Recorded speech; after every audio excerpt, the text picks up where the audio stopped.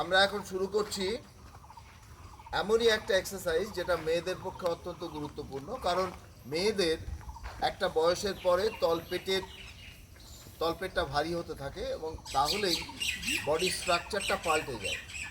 তো এই body স্ট্রাকচারটাকে avoid করবার জন্য আমরা এর আগে একটা এক্সারসাইজ দেখিয়েছি, কিন্তু আজকে যে এক্সারসাইজটা দেখাচ্ছি এই এক্সারসাইজটা হচ্ছে অত্যন্ত উপযোগী। এই এক্সারসাইজটা এরা করে দেখাচ্ছে, আপনারা জাস্ট দেখুন। Ready? চলো সঙ্গে আবার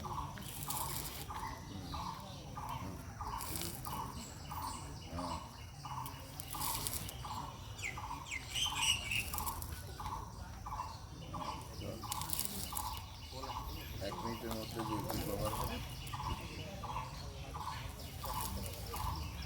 হাত সুন্দর ব্যাস চলে